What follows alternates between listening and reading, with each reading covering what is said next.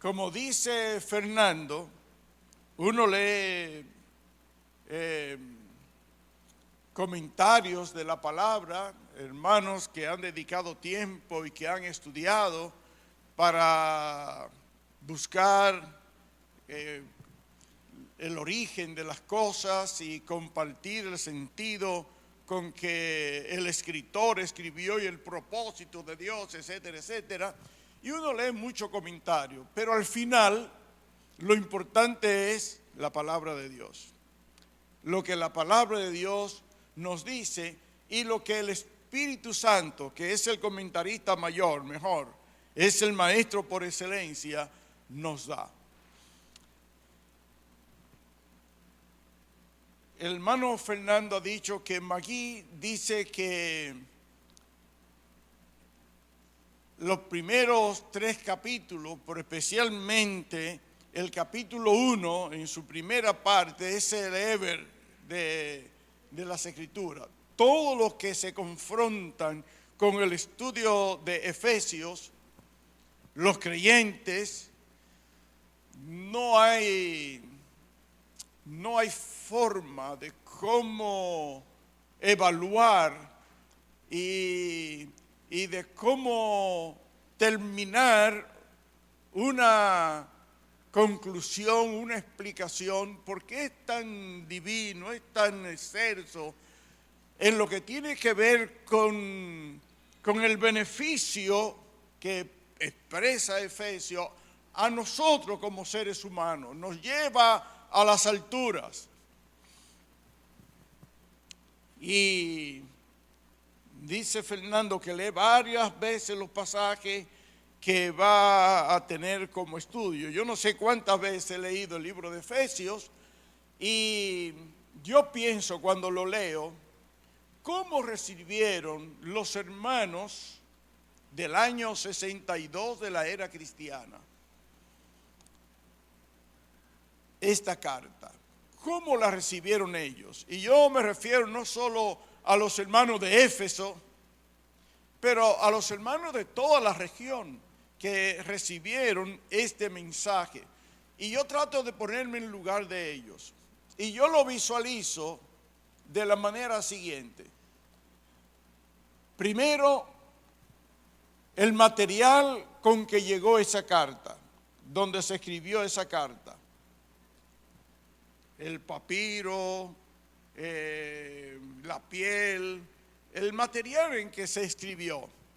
Segundo, la atención que prestaron los oyentes. Recuerden que para ese entonces no todo el mundo tenía una Biblia. Y que para ese entonces no existía lo que nosotros conocemos hoy como el Nuevo Testamento. De manera que la fuente de alimento espiritual para los creyentes en el Señor eran solo los libros del Antiguo Testamento. Pero ¿qué cosa? No todo el mundo tenía. El 99% de los creyentes no tenían las Escrituras. Yo creo que no me equivoco cuando digo que el 99%, quizá podía reducirlo a un 98 o 97, pero tener las Escrituras, ojear las Escrituras, en aquel tiempo del inicio de la iglesia, ni los judíos en su doctrina judía, y mucho menos los creyentes, que no, los gentiles, que no les interesaba la religión judía. Entonces, cuando venían a la fe de Cristo, tanto los gentiles como los judíos venían a un mundo completamente diferente, porque miren qué cosa. Los judíos estaban aferrados a su tradición y a su creencia con la cual habían nacido. Y para ellos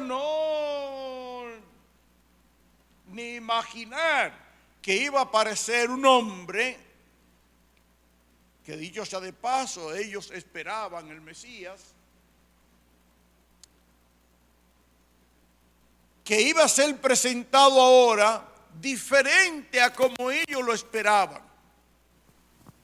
Porque el Mesías vino a instaurar inicialmente un reino espiritual y ellos esperaban un reino material. Recuerden que ellos estaban esperando a aquel hombre que lo iba a liberar del yugo de Roma y que iba a establecer ese reino del cual hablaban los profetas, especialmente Daniel, Jeremías y Malaquías, de una manera más clara para ellos. Así que había un choque y había una limitante. Se requería del poder del Espíritu Santo para sembrar en el corazón la fe. Y Pablo fue un instrumento, fue objeto de esa obra del Espíritu Santo, y él fue un hombre con una mente abierta para recibir como una esponja toda esta información sobre la dispensación de la gracia, que es lo que él explica tan claramente aquí en Efesios. De manera que, visualizando a los creyentes que recibieron esa carta, yo confronto todas estas limitantes y todas estas experiencias para esa comunidad. Me pongo en su lugar también para recibir no solo las instrucciones teológicas, que son el fundamento de la fe, lo que nos da raíces para soportar las tempestades y los vientos de los cuales habló el Señor, cuando dijo que comparaba al oyente de la palabra a un hombre que edificó su casa sobre la roca, y vinieron vientos, soplaron vientos, vinieron tempestades y la casa quedó firme. Miren, hoy nosotros estamos recibiendo muchos vientos, muchas tempestades.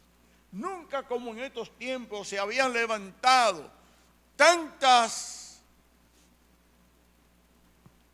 creencias, doctrinas, prácticas que se han ido al límite, que si no estamos cimentados en la palabra de Dios, si no tenemos raíces, nos dejamos mover. Y tenemos hoy una iglesia tambaleante. No me voy a detener en poner muchos ejemplos ahora en esto, pero los que buscan Instagram, los que se entretienen con Instagram y los que se entretienen con Facebook y con esas cosas, pueden ver tantas manifestaciones llamadas cristianas, entre comillas, tan lejos del cristianismo, tan lejos del cristianismo. Ahí hay de todo, hasta para reírse hay, hasta para divertirse. Muy triste, muy lamentable. Entonces, los creyentes recibieron esa palabra para tener el fundamento, que era lo que Pablo estaba procurando con los hermanos gentiles y con los hermanos judíos. Esto en la parte teológica, pero en la parte vivencial, en la parte práctica, que lo encontramos en el capítulo 4, capítulo 5 y capítulo 6, es algo que nosotros debemos leer y releer y leerlo con el corazón delante del Señor, en un ánimo de reconocer en lo que no estamos viviendo, en lo que no estamos practicando, y demandar la ayuda del Señor, demandar la ayuda del Espíritu Santo. Porque es el deseo, es el anhelo de Dios de que nosotros vivamos la vida de fe, de que vivamos la vida cristiana. En ese orden, estudiando la palabra, yo tengo una Biblia en el carro, que es esta, que no la subo a la casa. Y entonces en la casa tengo varias Biblias, pero tengo una especial para el devocional, para el estudio, etcétera. Y porque se me quedó un bosquejo del mensaje anterior, yo bajé temprano en la mañana y busqué la Biblia para buscar ese bosquejo.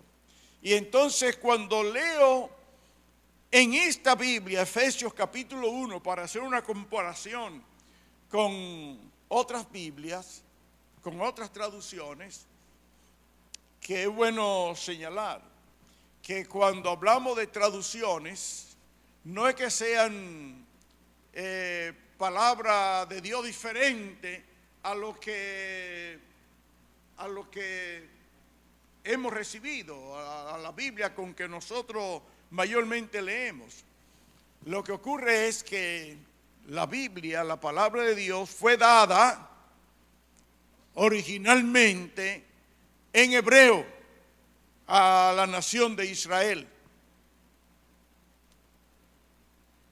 Y luego hubo otras porciones que fueron escritas en griego y hasta en arameo. Cuando se pasa a otro idioma, tiene mucho que ver con la cultura de quien está haciendo la traducción. Tiene mucho que ver, porque depende de la capacidad cultural,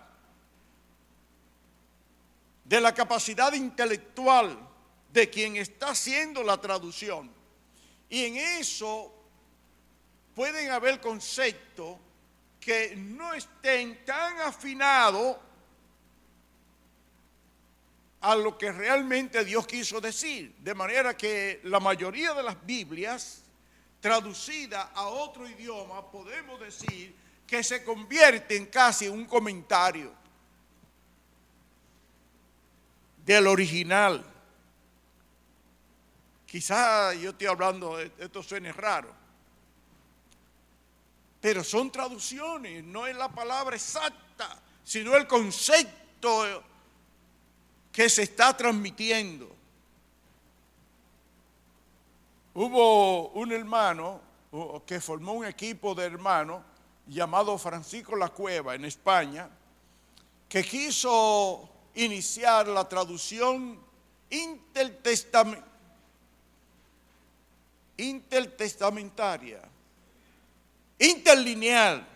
que quiso hacer una traducción interlineal, es decir, poner la palabra exacta de lo que se dijo, la palabra exacta. Y eso fue un trabajo fuerte. Yo conocí parte de ese equipo hace como 20 años en Miami, y fuimos donde estaba un centro de hermanos que estaban trabajando en eso junto con Francisco La Cueva. No es tan fácil. Entonces nos encontramos que muchos conceptos que tenemos aquí en esta Biblia que nosotros leemos no están tan apegados a lo que realmente se dijo.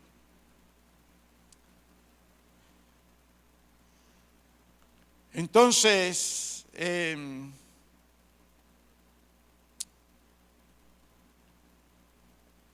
¿por qué yo estoy diciendo esto?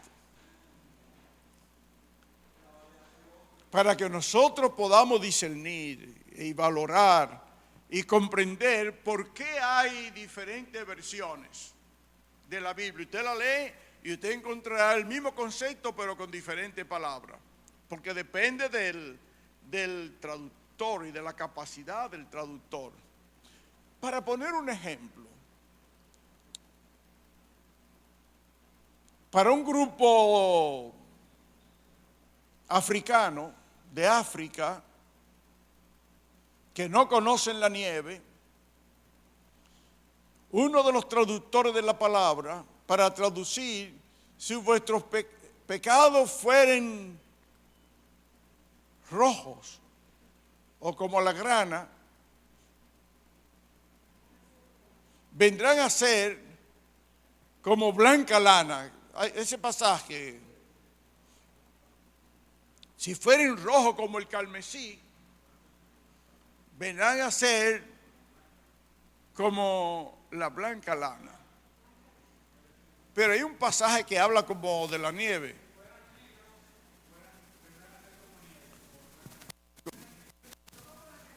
Sí, como nieve. Pero ellos no esos africanos no conocían ni la lana ni la nieve en el concepto. Entonces el hermano tradujo: si vuestros pecados fueren como la grana, vendrán a ser como la pulpa del coco. Oiga a dónde se fue. Para que los africanos de esa tribu pudieran conocer, tener el concepto de la pureza, de la purificación que el Señor hace en el corazón. Bueno, entonces lo que quería decirle con esto es que cuando leí la palabra en esta Biblia, yo me encontré con un bosquejo, porque esta Biblia tiene varios bosquejos. Esta Biblia se llama la Biblia para la predicación, por si alguno de ustedes tienen esta Biblia. Tiene varios bosquejos. Y yo me encontré con este bosquejo que nosotros podemos enriquecerlo entre todos en esta noche aquí. Oigan esto. Él se detuvo solo en el versículo 3 del capítulo 1. Es imposible uno hacer de este capítulo 1 hasta el versículo 14. Usted puede sacar como 150 mensajes o más. No hay forma de cómo avanzar, aunque usted quiera. Entonces, oigan lo que dice el versículo 13. Y bien nosotros podíamos detenernos para hablar acerca de lo que yo le dije, de los extravíos que hay que estar bien fundamentado. Por ejemplo, en el versículo 1 Pablo dice: Pablo, apóstol de Jesucristo por la voluntad de Dios. ¿Con qué nosotros nos encontramos hoy? Yo fui a una actividad de un hermano pastor que estaba muy interesado en que asistiera porque tenía un visitante en su iglesia, y cuando yo fui, que me senté cerca de él, vino un hermano para saludarlo y él me dijo: le presento al apóstol Juan.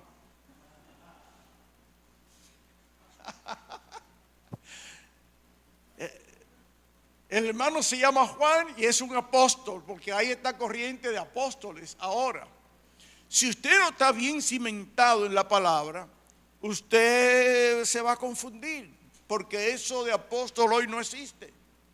Si usted tiene, aunque no estamos desglosando esto, pues yo entiendo que la mayoría aquí entendemos de que esa fue una muy especial, y que para ser apóstol se necesitaba dos cosas. Primero, haber visto y escuchado al Señor, de acuerdo a los Hechos capítulo 1, cuando querían sustituir a Judas. Y segundo, haber visto al Señor resucitado. Entonces, ese Juan apóstol que me presentaron en estos tiempos, imagínese usted. Usted puede leer Hechos 1, y los hermanos apóstoles, Pedro y los demás, llegaron al acuerdo de buscar sustituto para el que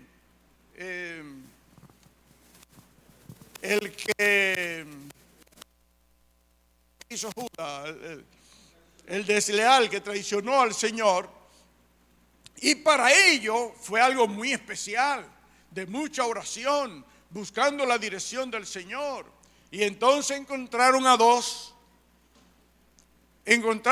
con esa condición, que escucharon y vieron al Señor y que vieron al Señor resucitado. ¿Y qué hicieron ellos? ¿Qué vamos a hacer a cuál escogemos?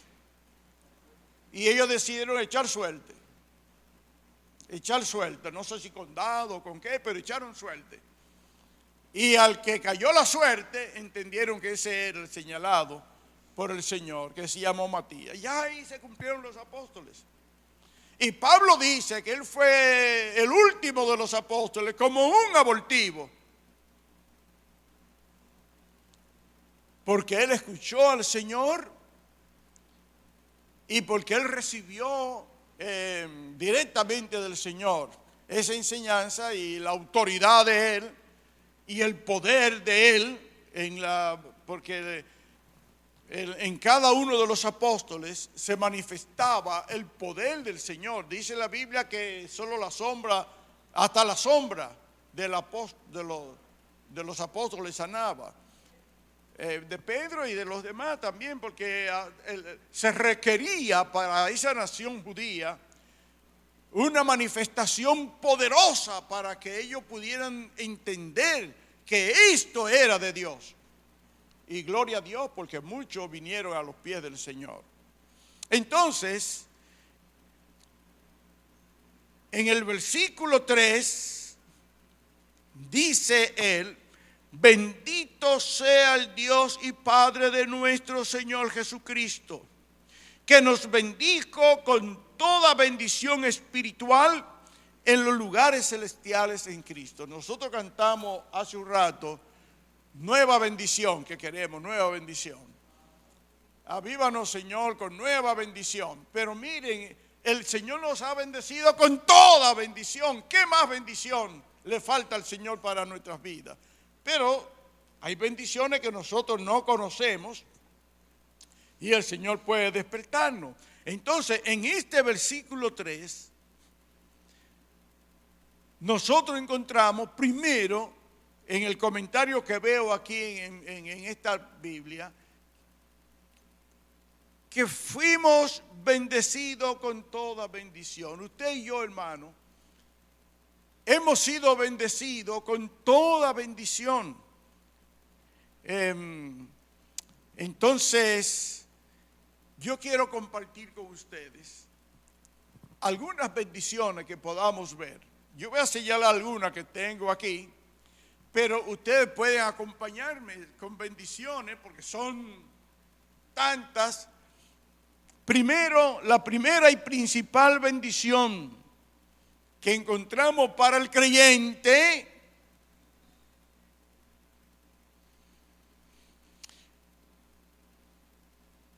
¿cuál es? La salvación.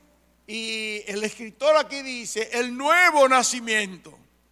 La primera bendición que usted y yo recibimos del Padre fue el nuevo nacimiento. Recuerden lo que el Señor Jesús le dijo a Nicodemo, cuando Nicodemo fue a pasarle el tumbapolvo al Señor, perdonen este término, a reconocer al Señor lo que Él era, que el Señor era maestro.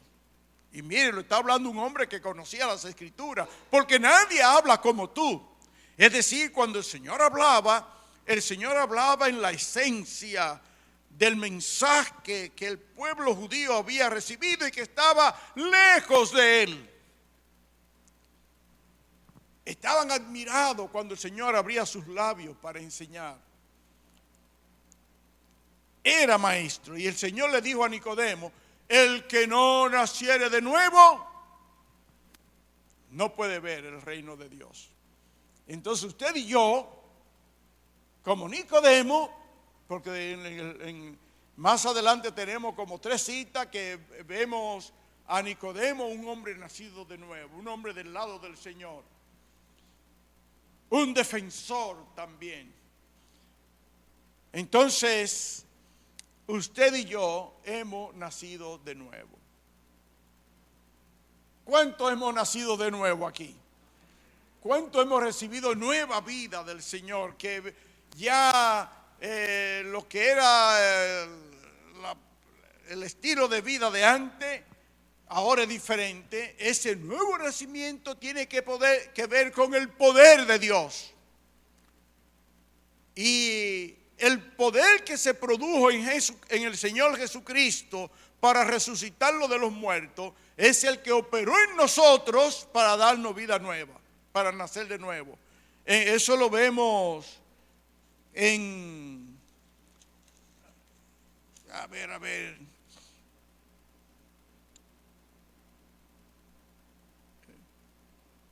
en el versículo 18,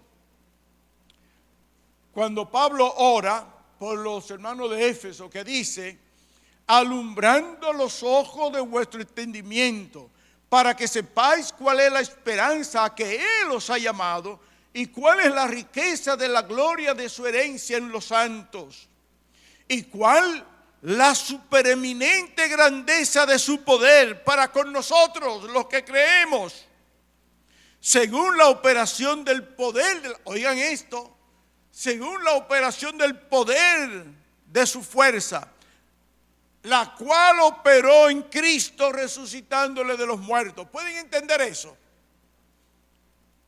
Ese poder del Señor, la grandeza de su poder.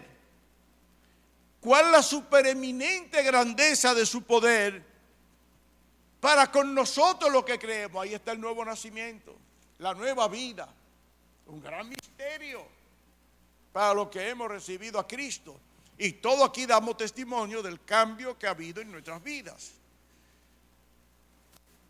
¿Qué más dice aquí? Dice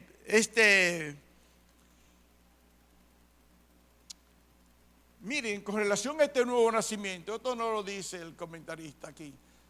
Tenemos que ver también la declaración que hace Juan en el capítulo 1, cuando dijo: a los suyos vino, los suyos no les recibieron, mas a todos los que les recibieron, a los que creen en su nombre, le dio potestad de ser hechos hijos de Dios. Eso es usted y soy yo.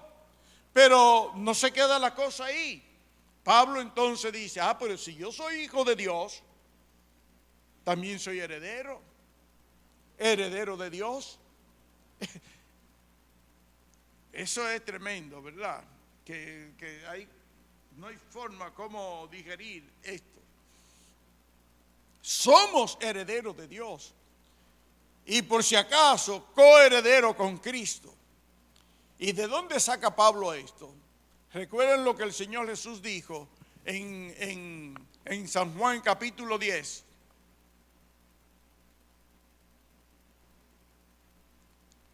Sobre lo que le sigue, que estamos en la mano del Padre y en la mano del Hijo. ¿Recuerdan ese término?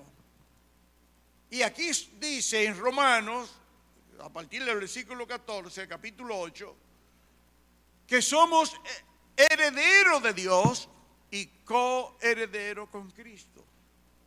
No se sorprenda de las bendiciones que día a día usted va viendo en su vida, porque usted está disfrutando de esa gran bendición de Dios como hijo de Dios. Otra cosa es, esto sí lo dice el comentarista aquí, que Dios es la fuente de todas las bendiciones. Y eso debemos entenderlo. Recuerden el mensaje del Señor Jesús.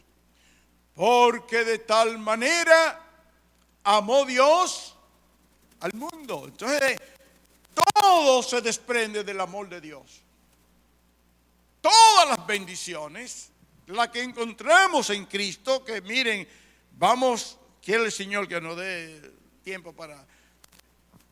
Las bendiciones que encontramos en Cristo son interminables, gloriosas, grandiosas. Pero debemos saber que todo empieza con el Padre.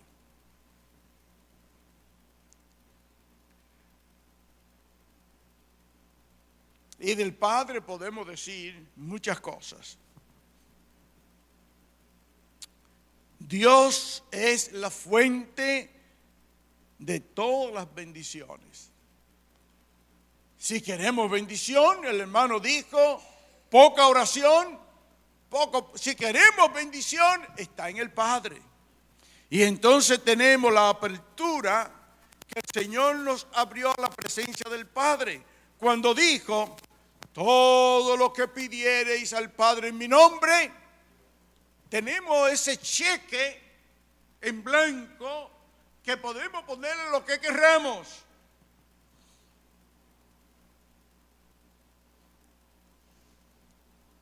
Ayer o antes de ayer, yo estuve escuchando a un intelectual, creo que español, que ha llegado a la conclusión de que el ser humano tiene todos los recursos para sanarse, que no necesita más nada.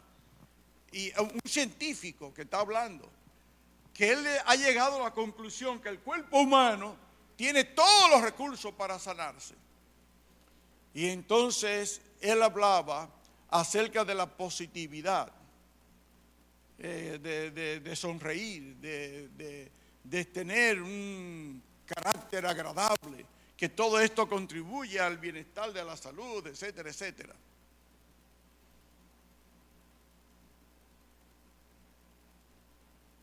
Nosotros tenemos del Padre toda la bendición. Ya, por la razón de que lo cito, es que él dice que basta con que usted piense una cosa que va a suceder en usted. Eso es lo que él dice. Y yo pensaba en la realidad nuestra como creyente, que lo que usted siente en su corazón, que Dios pone en el corazón, el querer como el hacer, basta usted anhelarlo. Y si es la voluntad del Señor, hacerlo cumplir en su vida. Gran misterio. No quiero ir tras ese científico porque quizás es algo de la nueva era o lo que sea, pues yo quiero ver la realidad de la vida del creyente en cuanto al poder que tenemos en el Señor, en la oración. El Hijo de Dios es el canal por el cual fluyen todas las bendiciones. Y él presenta aquí al Señor camino en Emaús con los dos hombres, los dos discípulos que aparecieron, que cuando el Señor se aparta de ellos, ellos llegan a la conclusión cuando dicen, y no ardía nuestro corazón. Y entonces en el versículo 35 del capítulo 24, pero no vamos a leerlo por falta de tiempo, por razón del tiempo, pero del Señor fluyen todas las bendiciones. Cristo, el Señor Jesús, es la fuente, el canal de toda bendición del Padre para nuestras vidas. De hecho, dice la palabra de Dios que el Señor está sentado a la diestra del trono de Dios. Y dice en Hebreos capítulo 4 que el Señor es el gran sumo sacerdote. Él está intercediendo por nosotros en la presencia del Padre. Y hay tantas cosas bellas en esto. No nos vamos a detener ahí tampoco.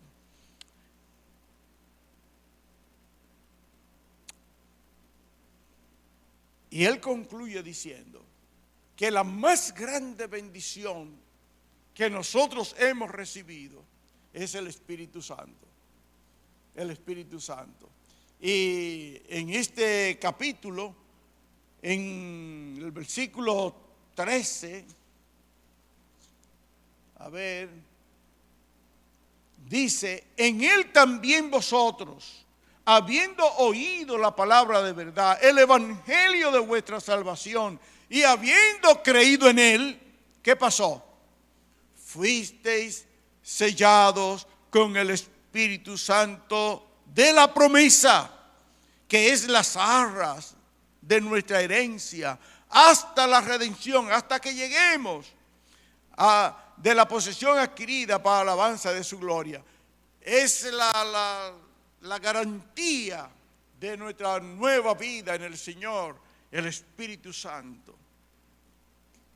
Qué gran bendición. Dice que la más grande, hay muchas bendiciones, pero la más grande es la de habernos dado el Espíritu Santo. Y estas bendiciones, ya lo sabemos, las alcanzamos por la fe. Entonces, una de las últimas bendiciones que él sugiere aquí, que es de las culminantes, de las bendiciones, es la que nos dice Tito en el capítulo 2, verso 13. Vamos a leer eso y con eso vamos a concluir. Es lamentable que uno no pueda seguir viendo todo lo que el apóstol Pablo refiere en esta carta de Efesios, iniciando en el capítulo 1. Yo voy a concluir, no con este, pero voy a solamente señalar una bendición que es importantísima para nosotros. Tito capítulo 2, versículo 13, ¿cómo dice? Aguardando la esperanza bienaventurada y la manifestación gloriosa de nuestro gran Dios y Salvador Jesucristo. Esa es la culminante y nosotros vivimos, y todo el pueblo de Dios ha vivido a través de la historia en esta esperanza gloriosa, aguardando esa esperanza, o sea, esperando el cumplimiento de esa promesa de que el Señor vuelve. Es una gran bendición la que nosotros tenemos. Lamentablemente no va a haber tiempo para que ustedes señalen bendiciones, porque el tiempo se ha ido, pero déjenme culminar con este versículo, capítulo 1 de Efesios, en el cual tenemos, porque no es lo más sabroso que nosotros vamos a tener en esta noche, lo más deleitoso, mejor dicho, que vamos a tener en esta noche. Efesios capítulo 1, vamos a ver esto.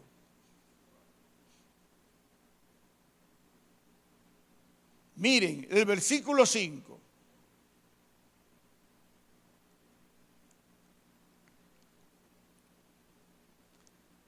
Versículo 4, pero en el versículo 5 es lo que vamos a señalar. Según nos escogió en Él, antes de la fundación del mundo, para que fuésemos santos, es decir, apartados para Él, y sin mancha delante de Él, que así es como aparecemos, por medio del Señor. Ahora, esto hay que subrayarlo. Dice el versículo 5, en amor, habiéndonos predestinado para ser adoptados hijos por medio de Jesucristo, según el puro afecto de su voluntad. Miren, esto es maravilloso. El puro afecto de Dios, de su voluntad. Él nos ha llevado a esa posición de hijo. Cuando dice que el poder de Dios fue operado en nosotros, dándonos vida nueva, en el capítulo 2 que dice que nosotros estábamos como muertos en delitos y pecados, ajenos a las cosas de Dios, desconocíamos las cosas de Dios y Él nos dio vida cuando nosotros conocimos al Señor. Bueno, hermano, lo dejo aquí porque uno se emociona y uno quiere seguir, pero habrá mucho tiempo en lo adelante para nosotros disfrutar